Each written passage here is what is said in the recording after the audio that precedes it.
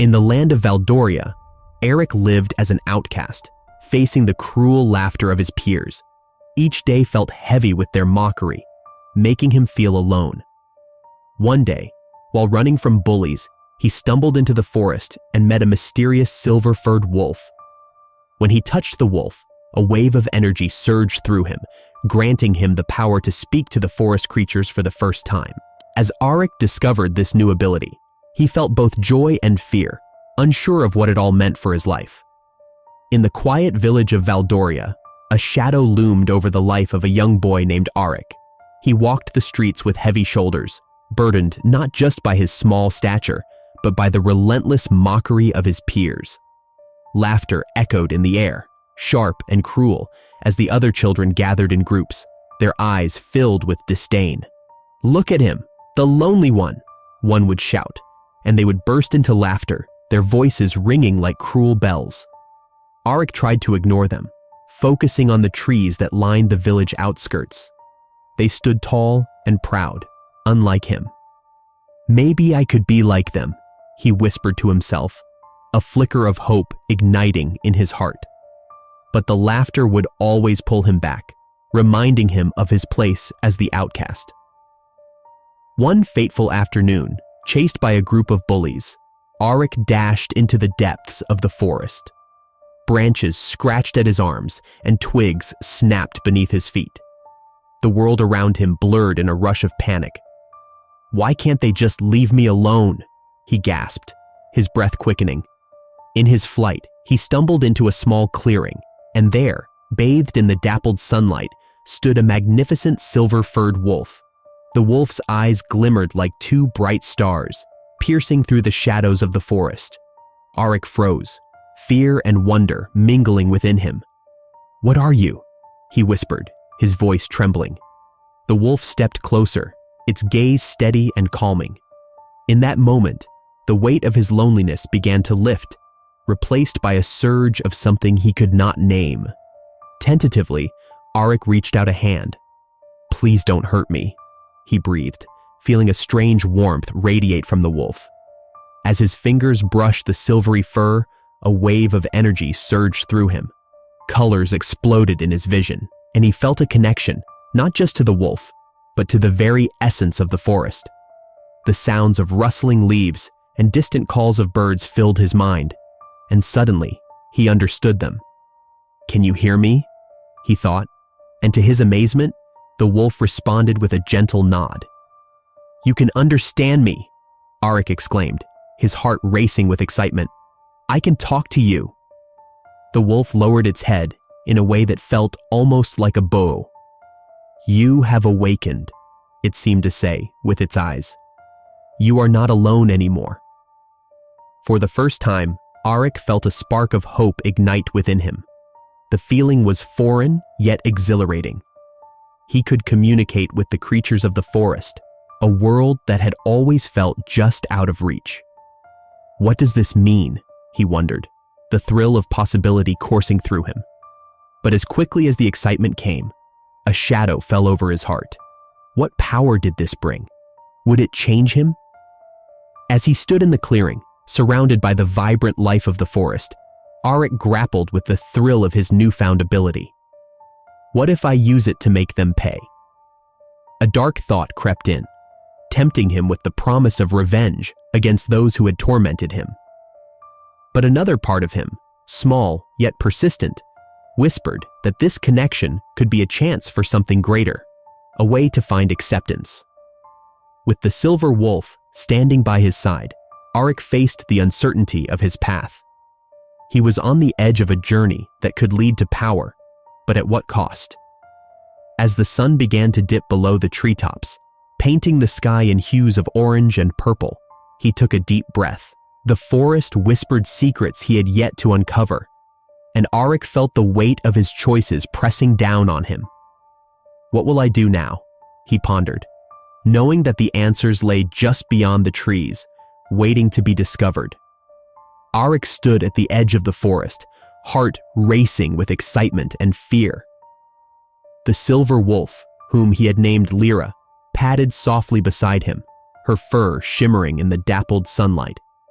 He had never felt so alive, and the bond they shared was growing stronger with each passing day. Together, they explored the vast wilderness of Valdoria, where the trees whispered secrets and the streams sang songs of old. "Lyra, look at that," Aric exclaimed, pointing to a group of deer grazing peacefully in a clearing. "Can we get closer?" Lyra tilted her head, her golden eyes sparkling with mischief. "If you wish to observe, follow my lead," she replied, her voice echoing softly in his mind. With Lyra by his side, Aric felt brave. They crept closer to the deer, moving silently through the underbrush.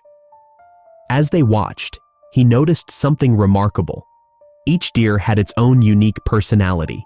One was bold and curious, stepping forward to sniff the air, while another was shy and cautious, hiding behind a tree. "Just like me," Aric whispered, thinking of the times he had felt out of place among his peers. He realized that he was not alone in his struggles. They all have their own fears and dreams. Lyra nodded, sensing his thoughts. "Yes, Aric.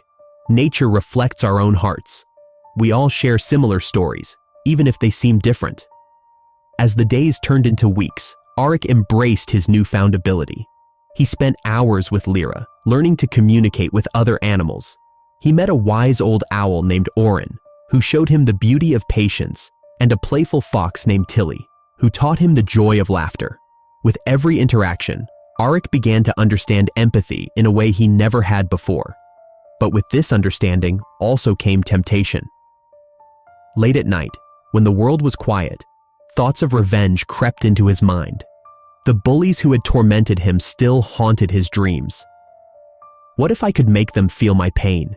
he wondered aloud one evening, as he and Lyra lay beneath the stars. Lyra's ears perked up, and her voice turned serious. "Aric, power can be a double-edged sword. It can heal, but it can also hurt. What would you gain by hurting them?" Aric sighed, his heart heavy. "I just want them to understand what it feels like to be me." "Understanding comes from compassion, not revenge," Lyra replied gently.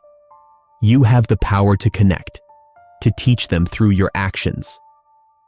Aric looked at Lyra, her wise eyes filled with concern. He knew she was right, but the darkness of his past was hard to shake. "It's so hard, Lyra. I want to be strong, but I don't want to hurt anyone." "Strength lies in choosing to rise above your pain," Lyra said, nuzzling his side. "You can show them a different path." Days turned into a blur of adventures and self-discovery. Aric learned to listen to the animals and share their stories. He felt a sense of purpose, but the internal conflict remained. One afternoon, while wandering deeper into the forest, he stumbled upon a group of animals gathered around a fallen tree. "What's happening?" Aric asked, kneeling down to get a better look. "We need help," cried a young rabbit. "A trap has been set by the humans. It caught my brother." Aric's heart raced. The thought of humans setting traps made his blood boil. He could feel the old anger rising within him. "Let me handle this," he said, determination in his voice. Lyra stepped in front of him, her expression firm. "Aric, remember our promise. We must act with wisdom, not anger. Let us find a way to help without causing harm." He hesitated, torn between his desire for revenge against those who had hurt him and Lyra's calming presence. "What if they hurt us?" he asked, doubt creeping in. "Together, we can show them the truth," Lyra replied softly. "You are not alone anymore." With Lyra by his side, Aric took a deep breath. He needed to find a way to help the rabbit and show the humans that compassion could prevail over anger. As he stood there, he realized that this was a pivotal moment. He had the power to choose his path, and he wanted to choose one of understanding, not revenge. In that moment, Aric's heart filled with resolve. He would become a bridge between the worlds of humans and animals, learning to use his abilities for good. Together with Lyra, he would face whatever challenges lay ahead, ready to embrace the bond he had formed with nature. As the sun began to set over the lush forest of Valdoria, a sense of unease hung in the air. Aric, unaware of the growing shadows lurking beyond the trees, spent his days exploring the woods with Lyra, the silver-furred wolf who had become his closest friend. Each adventure deepened their bond, and with every new day, Aric felt more at home among the creatures of the forest. However, whispers of his influence were spreading beyond the tall trees, reaching the ears of those in power. In a grand hall adorned with banners of the noble families, an urgent meeting was taking place. The nobles sat in a circle, their faces reflecting a mixture of concern and anger. Lord Cedric, a man with a sharp gaze and a voice that commanded attention, slammed his fist on the table. This boy, Aric, thinks he can control the animals as if they are mere toys. He poses a threat to our authority. Lady Maris, her expression cold, nodded in agreement. We cannot allow this to continue. If he grows stronger, he might rally the creatures against us. We must act before it's too late. But hunting a child? Protested Lord Fenwick, who was known for his more compassionate views. He is just a boy. Surely, we can find a better way to handle this. The boy is a danger, Lord Cedric interrupted, his voice rising. We must frame him as a threat to the kingdom. The people will rally behind us if they believe he is dangerous. Outside the hall, Aric roamed the forest, feeling a strange shift in the atmosphere. The usual sounds of chirping birds and rustling leaves seemed muted, and an unsettling silence draped over the woods. Lyra padded beside him, her eyes alert. Do you feel that, Lyra? Aric asked, glancing at his friend.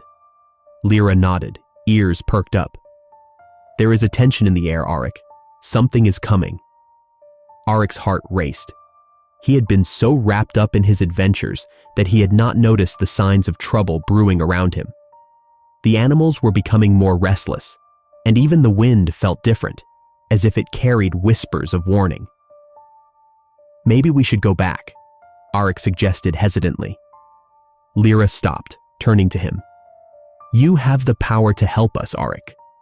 But with that power comes great responsibility. You must be ready for what lies ahead. Feeling a mix of fear and resolve, Aric took a deep breath. I will protect you all, no matter what. As they continued their walk, they came across a group of rabbits huddled together, their small bodies trembling. Aric knelt beside them. What's wrong? Why are you all scared? One of the rabbits, a timid creature with soft brown fur, spoke up. We heard the nobles talking. They plan to hunt you, Aric. They see you as a danger. Aric's stomach dropped. Hunt me? Why would they want to do that? They fear your bond with the forest. They think you can sway the creatures against them, the rabbit replied, its voice quivering. This is not good, Aric said, standing up. He felt a fire ignite within him, a fierce determination to protect his friends. We have to warn the others. We can't let them hurt us. Lyra stepped closer, her gaze steady. Aric, you have a choice to make. You can fight back with your powers, or you can find a way to unite us against this threat. Aric clenched his fists, feeling the weight of the decision before him. But what if they come for me? What if they hurt you all? Then we must be ready, Lyra said firmly. But remember, using your powers for vengeance might only lead to more pain. We have to think of a plan. As they walked back through the forest, Aric's mind raced with thoughts. He was a boy who had once felt powerless, but now, with the bond he had formed with Lyra and the other animals, he realized that he had the strength to stand against the nobles. He would not let fear dictate his actions. With the shadows of danger closing in, Aric felt a sense of urgency rise within him. He had to act, not just for himself, but for all the creatures that had come to trust him. As he approached a clearing, he could hear the distant sounds of rustling leaves and hurried whispers echoing through the woods. The hunt was beginning, and he would do everything in his power to protect his newfound friends.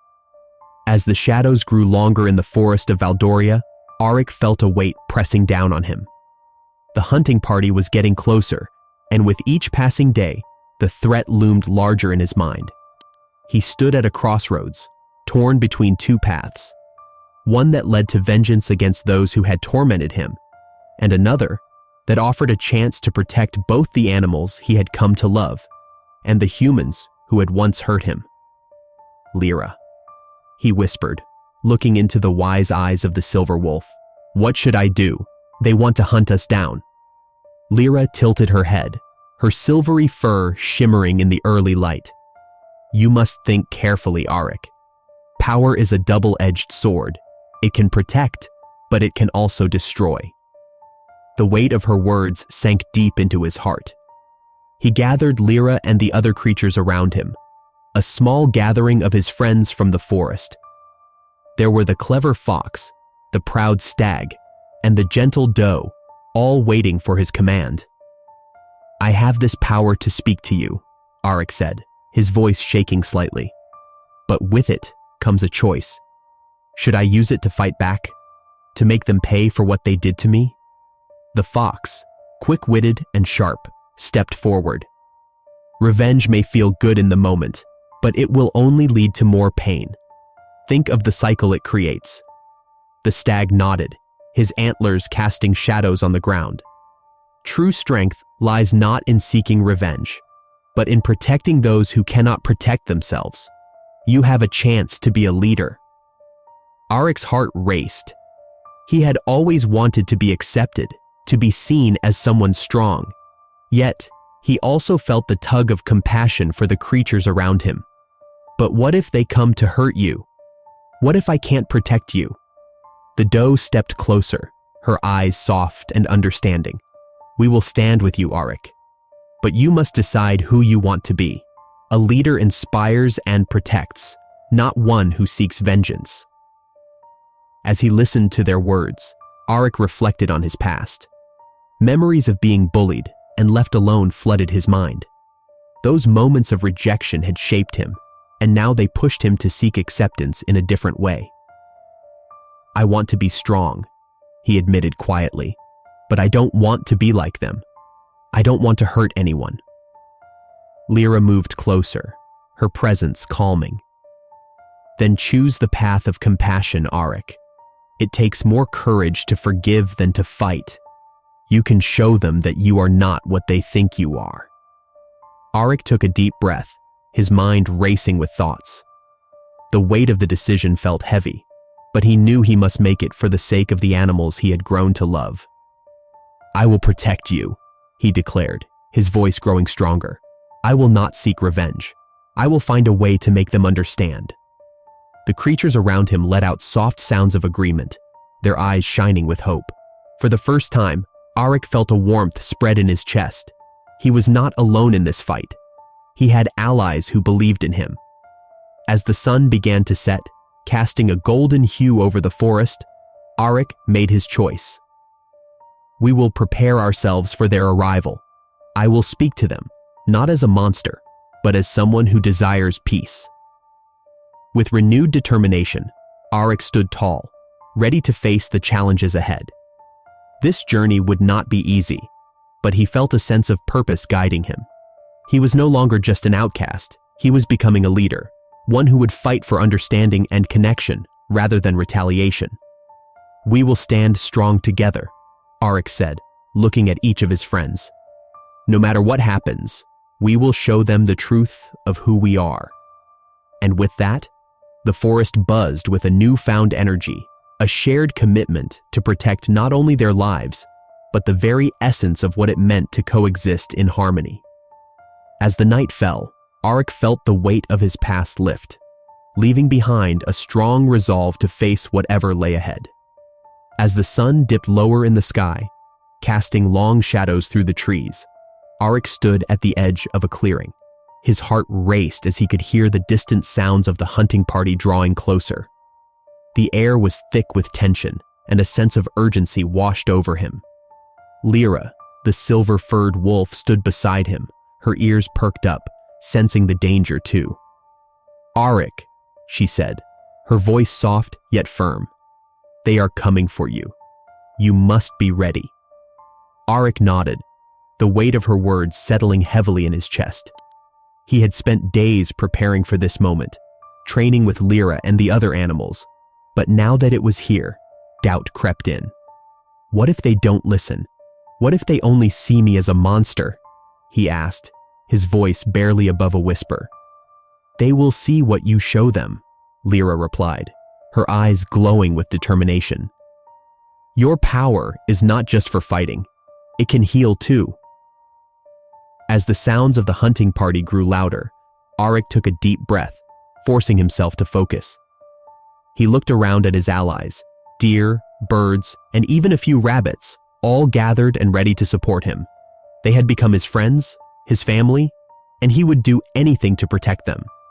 Suddenly, a loud shout rang out from the trees. "There he is, the beast tamer!" It was Lord Cedric, the leader of the hunting party, his voice booming with authority. Aric's heart sank as he stepped forward, his hands outstretched. "Wait! Please listen to me," he called, trying to be heard above the rustling leaves and heavy footfalls of the nobles.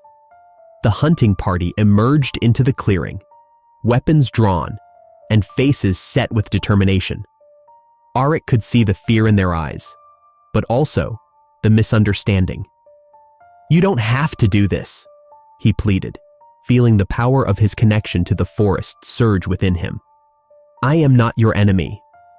Lord Cedric stepped forward, his sword glinting in the fading light. "You have disrupted the order of Valdoria, boy.